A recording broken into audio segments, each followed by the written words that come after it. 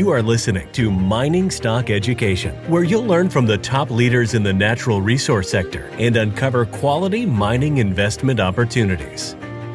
2023 for me is offering great volatility. So I think we've all gotten used to this kind of wild market. I think it's going to be more of the same, maybe even more volatile. I do think at one point the S&P finds itself well down over 30% from the all-time highs in 2023. And I do think that gold is one of the places to hide. I'm Bill Powers. It's Mining Stock Education, and we are talking today with Gareth Soloway, a trader with MiningStockEducation.com. Gareth, welcome back onto the show, and I'd like to get your thoughts for 2023. I saw an analyst recently post for 2023, buy gold and sell equities. Would you agree with that? Well, first off, thank you, Bill, for having me back. Awesome to be here. Awesome to chat. In general, I would agree with that. I think that 2023 for me is offering great volatility. So I think we've all gotten used to this kind of wild market. I think it's going to be more of the same, maybe even more volatile. I do think at one point the S&P finds itself well down over 30% from the all-time highs in 2023. And I do think that gold is one of the places to hide. As the Fed kind of gets to that point where they say, okay, we're going to start to that, reduce the amount of hikes we're doing. We're going to go to 50 basis points, then 25, then maybe 0. That's all gravy for gold, right? Gold wants a Fed that is either 0 hikes or dropping rates. And I think what you'll see is an economy that still has decent inflation, which is going to keep the pressure on gold to the upside. But the Fed won't be able to hike much more because the economy is going to slip into recession. So I'm right there with that, actually. Okay, so gold, do you have a price target for gold next year? Any numbers you can lay out there as you look at the charts? Yeah, absolutely. So let's go right into some charts here. Let me show my screen, share my screen here so we can actually take a look and see, and we'll take it step by step. So the beauty of it is that, in all fairness, gold it wasn't like it was up 50% for 2022. But the crazy thing about gold is that if you compare it to the S&P or to Bitcoin, that was the place to be in 2022, right? So it's done really well. What I love is the recent price action. And what I want to show you guys is take a look at this. So you had this little W bottom pattern. You had a breakout, a retrace to that level, and then it went up to the next level of resistance. You can see this top here and this area right back here. Now, my guess is that you'll actually see another breakout to the upside here, and eventually we're going to find ourselves back to this kind of triple top. It'll be a triple top at that point in 2023. Now, I actually do think we'll exceed this level. The question is by how much, but I do think that we will exceed the 2070 high on gold in 2023. So look at a certain, like a target line. I would say you could connect this high here. And so you could be looking at least 2150, maybe 2200 on the upside as resistance in 2023. So percentage wise, that's not bad. You get to 2150-ish, you're looking at about 20% or so upside in gold for a year, which for gold, that's an awesome, awesome year. And what's your best leverage way to profit off of that from a trade perspective? Yeah, so the leverage is tricky, right? Because anytime we do leverage, we run the risk of over leveraging ourselves. I think for me, it's the GLD. I like the GLD. If you're aggressive, I think the GDX is going to be a great way to trade it. If we go to the GDX, in fact, which is the gold miner ETF, it's had an amazing run recently from $22.50 all the way to $30. Percentage wise, that's remarkable. Notice where it's stalling out, though. I love showing where resistance is coming in. And what we can see right in here is it came right up to these former little pivots. So you got to let it digest here, which is what gold's doing as well. And then I think we could easily head back to the $40 level here. Now, one of the interesting things about the miners and why they generally were weaker in 2022 is because inflation pressures really ate into their ability to generate profits. And I think people don't understand that. When gold, even if gold just stays at flat, because they had to pay their labor more, their costs for their equipment went up because of inflation, they were really getting squeezed in terms of their profitability. Now, if you get inflation to kind of stall out and maybe not go up anymore, this is where a rising price in gold can really help them do well. Gareth, for GDXJ, which is more like a mid-cap miner, it's the closest thing we have to kind of see where the junior miners are going, but we need speculative dollars to flow into these stocks in order for that to move. Could you give me an analysis of GDXJ and also talk about where our speculative dollars going to flow into next year? Yeah. So here's your GDXJ chart. And you're right. I mean, if you look back, you go back to 2020, that was really the high on GDXJ. It's kind of been in a downtrend for a long period of time here. A couple things that catch my eye here. Number one, we look at the lows from 2021 and notice how they all align. So what that tells us is that this is a very important support level. And if by chance, I don't think it gets back here, but if it did pull back down to that same line, that would be a no-brainer buying opportunity. Every time it hits, it bounces off, hits, bounces, and you can get these very nice moves. The other thing to look at would be connecting these highs here, and that would be kind of your resistance line. Now, for me, when I look and I zoom in on this chart, there's kind of this kind of inverse head and shoulder pattern where I would be a huge buyer. If you could get GDXJ to pull back to 32 from 35.20, that to me would be a no-brainer buying opportunity. And you're right, the GDXJ usually percentage-wise gives you a much bigger move than even the GDX. So I think that's one way to look. To answer your second question, you went into where's the place to be. So I think gold miners, that's where you want to see your money in 2023. And then I also think you want to be somewhat of a swing trader. You don't want to be a long-term investor yet because I think the economy will go into recession. But I think there are stocks out there that they'll get so discounted, good quality names that you can play them for bounces over the course of the year. I also think that we'll likely hit bottom on Bitcoin in 2023 as well. And that will offer a very interesting kind of risk reward trade. So I'm looking actually on Bitcoin like around 9,000. I think we head down there, but I think once it gets there, it becomes very, very intriguing as a long play. So you lowered it to 9,000. I believe we were talking about 18,000 6 months ago or something like that. Is that because of the FTX fallout and everything, sentiment going down into the tanks? Yeah. So, I mean, originally I was talking about just sub 20,000, that 18,000 level. And then what really ended up happening here is that, the more I studied cycle action and cycles, it's not so much the FTX scenario. It's more just the inability for us to even see any sort of rally. It's just step down, step down. And what you have to do is you have to look and realize that the Fed is no longer printing of money.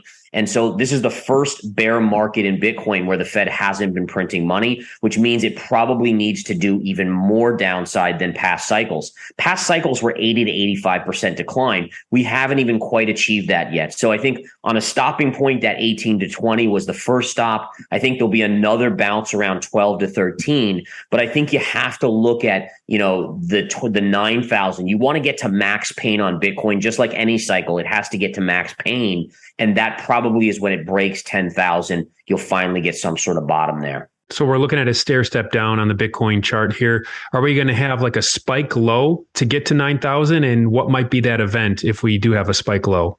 Yeah, so I do think that it'll get down to like close to 10, and then you'll have that sharp dip below 10, which will wipe out a lot of stops. There'll be a lot of stops in that vicinity. And I think that'll come with either a shock on regulation, right? The announcement of regulation, which I actually view to be a very, very positive thing for crypto. But I think initially it's going to shock most crypto investors. They're going to say, oh my gosh, these cryptocurrencies have to do X, Y, and Z now. Oh my goodness, can they afford to do that, right? Whether it's audits or this or that. And I think that's going to initially panic, and then you'll see big money come in and scoop that up. So I would say it's most likely regulation. I think FTX, to me, FTX is like a Lehman Brothers moment in 2008. And what's interesting about Lehman Brothers is the S&P from that date fell for another 5 to 6 months. It fell about 40 to 45%.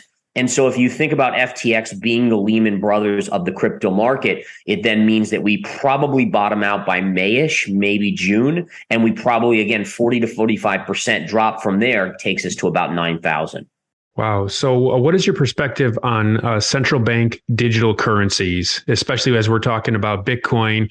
Are we going to be herded and forced into central bank digital currencies? And are they using the FTX fallout, as a narrative to push us there? Yeah, there's no doubt that anytime you get these bad actors in a sector like crypto, that's going to be the reasoning behind. They're going to give that reasoning. Hey, we have to do this because if not, then people are going to get their money stolen and so forth. Having said that, I think the digital central bank currencies, the risk that they're going to push on the crypto market is for stable coins, right? So if we think about it, like Bitcoin, one of the alluring things about Bitcoin is that it can't be printed, right? It's mined, but there's a maximum of 21 million. You know, a CBDC, the government can just print unlimited amounts. So you don't have that same sort of scarcity aspect to it. It's really like the dollar. It's just a quicker way to make transactions versus the dollar. So I think the big question, and I don't know the answer to this, is how does it affect things like Tether? That would be the bigger question that I would have. And I'm not 100% sure. I think, again, investing in Bitcoin, generally pretty safe. Ethereum, I think, there's so much built on the Ethereum network that I think there's a major amount of value there. But again, with the Tethers of the world and such, it's a bigger question mark with the CBDCs. You mentioned at the outset that volatility will be a thing next year. Are you playing the VIX at all, or do you expect to play the VIX? I do. I've been eyeing the VIX here. I just want it to get down to so I think everyone expects it to kind of hover around 20 and then move up. I think by end of year, and if we continue to sell off into the Federal Reserve meeting next week, I think you might actually get an end of year rally, and that could push the VIX maybe down to 17 or so, down in this lower range. And then that's where I'm looking. So I'm trying to thread the needle on that because the VIX is so volatile. I mean, we know how quickly it can swing back and forth, but I am absolutely looking to inch into the VIX. I just need it below 20 towards that 18, 17, 16 range at that point. Are there any good energy trades that you're eyeing up? Wow, that's a good question. So I've been a bear on energy all year long. Again, to me, it was a no-brainer that oil was not going to go to 200 like everyone was saying. And the reasoning behind that was it was very macro and very simple to me. When we saw Russia invade Ukraine, everyone said, oh my goodness, oil's going to go to 200 or at least 150.